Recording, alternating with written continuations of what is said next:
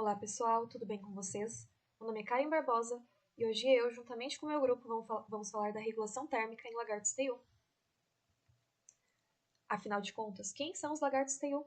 O teiu é um dos maiores lagartos das Américas, pertencentes à família Teiidae, ao gênero Tupinambis ou Salvator, podendo atingir até 2 metros de comprimento. Quando pensamos na distribuição e características desses lagartos, podemos inferir que eles são predadores importantes, se alimentando de uma variedade de presas, como insetos, pequenos mamíferos, aves, ovos e até mesmo pequenos répteis. Além disso, os teios são ovíparos, ou seja, as fêmeas colocam ovos. Os ovos são enterrados em ninhos no solo, onde eclodem após um período de incubação. Os teios são encontrados em uma variedade de hábitats, incluindo florestas tropicais, savanas, cerrados e áreas abertas. Podem ser vistos tanto em áreas arbóreas quanto terrestres. Nós trouxemos um gráfico da distribuição dos teius no Brasil, e também é possível encontrá-los em outros países da América do Sul, como Argentina, Bolívia, Paraguai e o Uruguai. Os teius apresentam como padrão a ectotermia, ou seja, a incapacidade de regular a temperatura corporal internamente. Em vez disso, esses animais dependem de fontes externas de calor para manter a temperatura corporal dentro de uma faixa adequada para o funcionamento de seus processos metabólicos.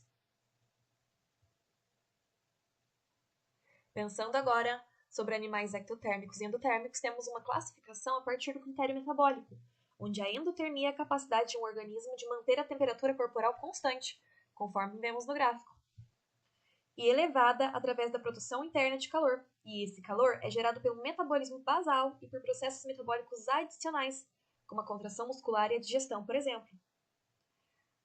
Além disso, nós temos a ectotermia, que é a dependência da temperatura ambiental para regular a temperatura corporal. Então, os animais ectotérmicos vão depender de fontes externas de calor, como a luz solar para aquecer-se em ambientes frescos ou sombreados para resfriar-se. Sendo os teius animais ectotérmicos, eles vão apresentar variações comportamentais ao longo do ano. Nos períodos de setembro a março, os animais exibem alta atividade metabólica. Já de abril a agosto, os teius permanecem intocados sem comer num período de dormência de 4 meses do ano, quando emergem da dormência para o início do período reprodutivo.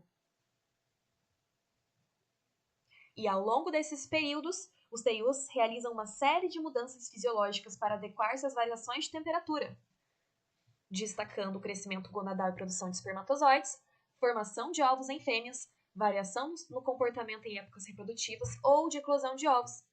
Quando pensamos em crescimento gonadal, podemos inferir que os machos apresentam uma mudança muito característica. Em períodos de alta atividade, as glândulas aumentam de tamanho para a produção de gametas, e em períodos de hibernação elas regridem e a produção de espermatozoides diminui consideravelmente. Além disso, as fêmeas apresentam um comportamento típico de construção de ninho, formação e criação de ovos, investindo altas somas energéticas e recursos para isso. E os machos, quando saem em período de hibernação, apresentam comportamentos mais agressivos e típicos de contextos reprodutivos, o mesmo com as fêmeas, no entanto, durante a eclosão de ovos. Além disso, os teius exibem uma endotermia sazonal, que é a capacidade de alguns organismos em ajustar a produção interna de calor em resposta às mudanças sazonais do ambiente. Então, mesmo sendo considerados ectotérmicos durante a temporada reprodutiva, os teius aumentam sua taxa metabólica para gerar calor adicional. Esse aumento na atividade metabólica é especialmente importante para manter uma temperatura corporal estável e elevada, que é necessária para o desenvolvimento dos ovos e para o comportamento de acasalamento.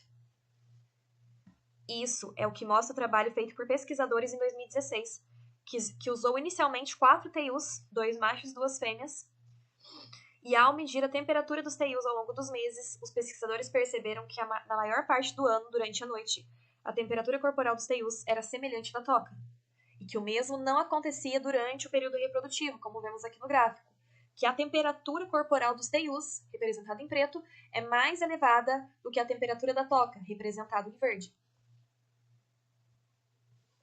E para corroborar essa evidência, 10 animais foram confinados numa câmara climática com temperatura constante e foram monitorados. Naquelas condições, na ausência de exposição aos raios solares, os animais ainda foram capazes de manter a temperatura corpórea acima da temperatura ambiente. Como agora não haviam fontes externas de calor, Esses resultados convenceram a equipe de que o TEIU estava de fato produzindo calor endogenamente, às custas do aumento do metabolismo e do gasto energético. Fazendo uma comparação entre machos e fêmeas, as fêmeas apresentaram uma temperatura corporal mais elevada em relação à sua toca, que é o que mostra esse gráfico. Mas, como é possível essas mudanças? A origem da endotermia em TEIUs ainda não é conhecida, mas existem algumas hipóteses para o surgimento. Uma dessas hipóteses, a hipótese reprodutiva, sugere que a endotermia surgiu como consequência do cuidado parental, como uma forma de controle da temperatura e de incubação dos ovos. Essa hipótese também sugere que a termogênese seria resultado do aumento dos níveis de hormônios sexuais ou da tireoide durante o período reprodutivo. E pensando nisso, alguns estudos já demonstram a relação entre a sazonalidade e a concentração de certos hormônios em TEIUs, havendo também uma correlação positiva entre a concentração de corticosterona e hormônios da tireoide com a temperatura corporal, como prediz a hipótese reprodutiva. Foi demonstrado também que uma maior temperatura está associada à alteração do sistema cardiovascular, com alterações na frequência cardíaca e na vasodilatação. Após a hibernação, durante a estação reprodutiva, há um aumento da frequência cardíaca que precede a saída da toca. E esse está associado a uma vasodilatação dos leitos vasculares periféricos, o que facilitaria o aquecimento desses lagartos.